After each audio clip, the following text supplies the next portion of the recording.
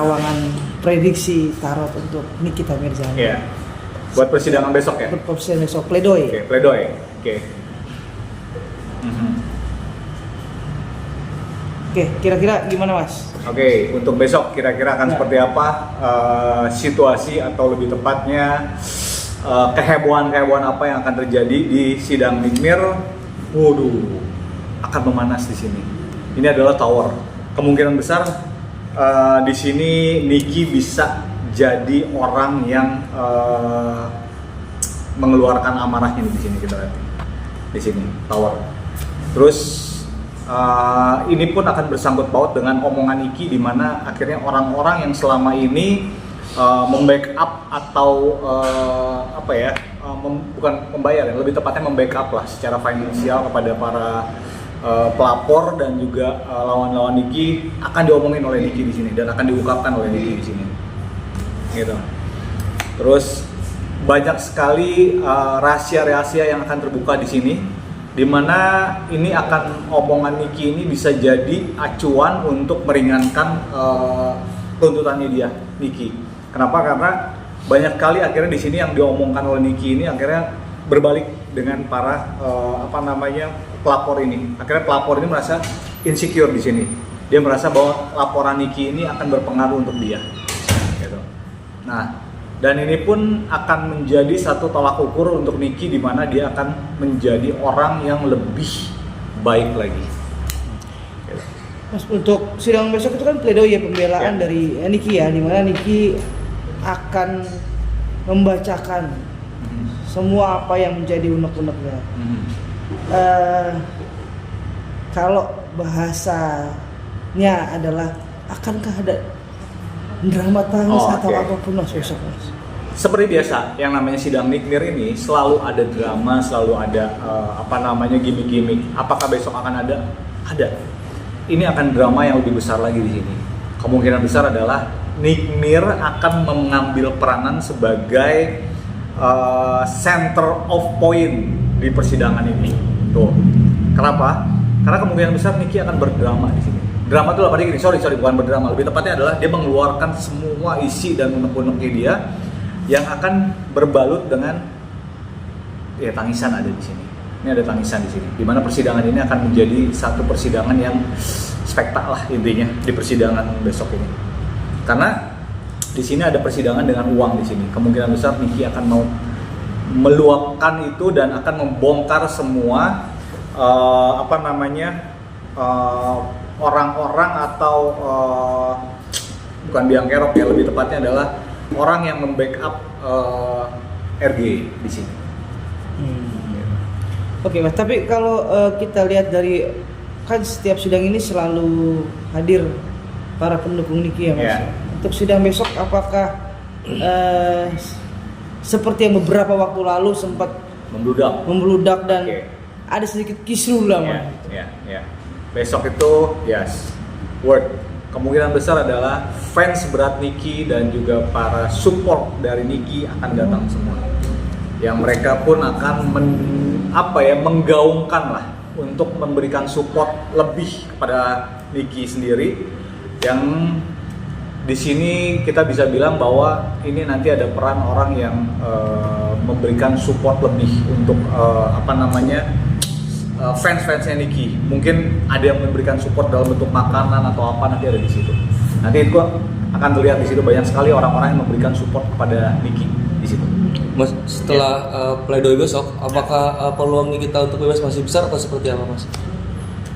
Setelah pledoi besok, peluang Niki masih sangat besar untuk bisa bebas, tapi dalam arti bebas yang bukan dia harus menjalankan 11 tahun. Tapi kemungkinan besar dia akan hermit, dia akan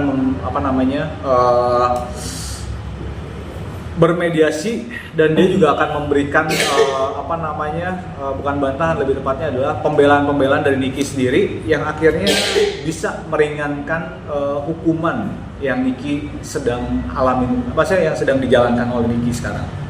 Mas, setelah pledoi besok itu kan di pledoi itu biasanya semua akan terbuka tuh Mas. Ya. Kalau Mas Anton lihat sendiri, apakah nantinya akan ada tersangka baru mungkin Mas? Dan ada. Ini akan ada tersangka baru. Makanya tadi saya bilang, ini akan menjadi satu drama di mana Nick Mir itu akan menjadi center point-nya di situ. Yang lebih tepatnya ya bisa dibilang adalah artisnya di situ. Yang dia akan membuka semua nih lihat. Dia akan membuka semua biang kerok dan juga orang yang membackup atau orang yang berusaha untuk membuat persidangan ini terlalu berlarut-larut. Akhirnya tuh Nicky akan membuka semua ini. Kita lihat besok. Oke, Mas, kalau kita lihat kan dari awal sampai akhir ini berdiri sendiri ya berduanya Mail ya.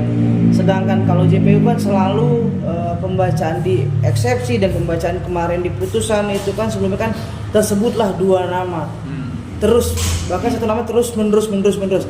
Apakah nama yang disebutkan dan selalu bergema di pengadilan ini akan juga terseret, Mas? Ya, nih orang sedang mencari dan menyeret satu orang. Jadi intinya kemungkinan besar akan ada orang yang terseret baru di sini. Dan ini akan menjadi poin plus untuk Nicky di mana itu akan meringankan Nicky di sini. Ya itu dia, mungkin ya kemungkinan besar ya orang-orang yang terseret itu adalah orang-orang yang selama ini berusaha untuk memanfaatkan ketenaran Nicky. Oke Mas, kita pindah ke sebelah sekarang, kita ke posisi ke Reza Gladysnya. Kalau yang Mas Anton lihat sendiri, Reza Gladys sekarang dalam posisi puas dengan 11 tahun tuntutan atau seperti apa Mas? Atau takut atau seperti apa? Setelah pledoi nanti mungkin. RG sedang tidak baik-baik aja, lihat. Dia ingin kabur sebenarnya RG di sini. Kenapa? Karena kemungkinan besar dia akan backfire buat dia. Permasalahan persidangan ini akan menjadi backfire buat dia. Akan berbalik ke dia. Kemungkinan besar ya dia akan dipertanyakan oleh JPU sendiri tentang produknya dia sendiri. Nanti akan terbuka nih di sini. Gitu. Nah itu kan tadi Mas bilang juga impact ke produknya. Nah, dari kemarin itu kan Nicky juga menyebut-nyebut produknya Mas. Nah impact bisnisnya sendiri ke Reza Gladys setelah vonis 11 tahun itu gimana sih Mas maksudnya? Ke produk-produk ide sendiri? Akan sedikit berpengaruh di sini. Dia akan menarik uang-uangnya dia. Ini duitnya dia akan tertarik di sini. Jadi kemungkinan besar akan tidak baik-baik saja dengan bisnisnya RG sendiri. Karena ya kita ngomong jujur aja ya, maksudnya kan segala proses yang namanya persidangan yang dijalin sekarang kan tidak mungkin dia tidak mengeluarkan uang. Pasti dia mengeluarkan uang di sini. Tapi dengan persidangan ini terus berlanjut ya pasti secara finansial dan pundi-pundian dan usaha-usaha dia itu akan berpengaruh. Ya kemungkinan besar ya tidak baik-baik aja lah untuk usaha dia, terutama untuk produk skincare dia sendiri. Kalau menurut Mas Anton, ini kan posisinya kan 11 tahun dan denda 2 miliar Mas. Besok pledoi dan nantinya akan ada putusan. Menurut Mas Anton akan tetap 11 tahun dari hakim, apa di bawahnya, apa di atasnya, prediksinya seperti apa Mas? Tuh, prediksi di bawah loh. Ini turun ke bawah. Kemungkinan besar Nicky itu akan menjalani kurang lebih ya 4 sampai 5 maksimal. Itu pun dipotong dengan masa tahanan yang sudah dijalankan oleh Nicky loh. Nicky itu sudah jalan 8 bulan atau sampai 9 bulan lah kayaknya. Itu dipotong. Dan kemungkinan besar tidak 11 tahun. Kemungkinan hanya 4 tahun maksimal. Dan itu pun nanti akan berjalan dengan remisi-remisi. Karena Nicky juga kan bisa dibilang kooperatif di sini. Nicky gitu. Nah, oke. Di kubu Nicky. Dari fans, penggemar dan sahabat dan teman-temannya lah yang selalu hadir di dalam ruang sidang, selalu menyuarakan kebenaran untuk Nicky. Dari kartu sendiri, terawangan sehat sendiri. Ini kan mulai ada uang masuk, pembicaraan karena uang, gimana Mas dari situ Mas? Ini akan semakin memperkeruh sebenarnya di sini. Tentang masalah uang-uangan atau apapun itu ya. Kan tadi saya sudah bilang ya, di persidangan Nicky ini pure adalah ada orang yang sedang bermain di sini. Dan juga ada orang yang mengeluarkan materi untuk persidangan Nicky di sini. Jadi kemungkinan besar ini pun akan tambah ricuh, carut marut. Kenapa? Banyak sekali orang yang meminta pertanggungjawaban nih dengan uang-uang itu yang keluar itu. Lihat di sini banyak sekali orang yang meminta pertanggungjawaban. Jadi ya bisa dibilang permasalahan nggak tahu lah mau bilang dualisme, perpecahan atau apa. Tapi yang pasti ujung-ujung balik lagi permasalahan uang. Oke, banyakkah orang-orang atau teman-teman atau penggemar atau apapun lah namanya yang mencari keuntungan dengan menjual nama Nicky Mas? Banyak. Kenapa? Karena ini Nicky ini adalah kalau dibilang, sorry ya, aku objektif, aku tidak bilang aku ini Nicky. Niki ini adalah produk unggulan. Produk unggulan itu apa? Apapun yang berbau dengan Nikmir gitu ya, itu akan selalu ada impactnya buat mereka. Termasuk dengan para ya ini tadi lawan-lawan, bukan lawan-lawan ya, lebih tepatnya orang-orang yang melaporkan Nikmir sebenarnya. Karena mau tidak mau itu akan mengangkat nama dia juga tuh, mengangkat nama orang yang melaporkan. Jadi kemungkinan besar ya pasti adalah impactnya. Karena Nikmir ini bisa dibilang produk yang bisa diandalkan lah gitu. Maaf ya Nikmir, aku bilang produk, bukan produk, lebih tepatnya adalah Nikmir ini punya bintang keberuntungan yang sangat bagus. Jadi banyak orang yang ingin mendompleng. Makanya aku selalu bilang sama Nikmir, hati-hati dengan circle. Kenapa? Yang menjatuhkan Niki itu adalah tuh circle, lihat tuh. Yang menjatuhkan Niki adalah orang di belakangnya dia sendiri atau orang sekitarnya dia sendiri.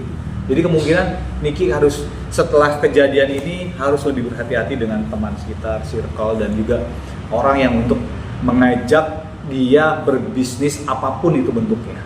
Gitu. Oke.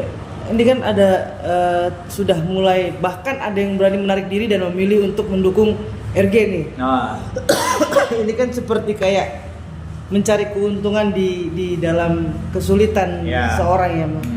Kalau Anto lihat gitu, akankah Niki murka nanti yang setelah dia keluar sama orang-orang yang oke.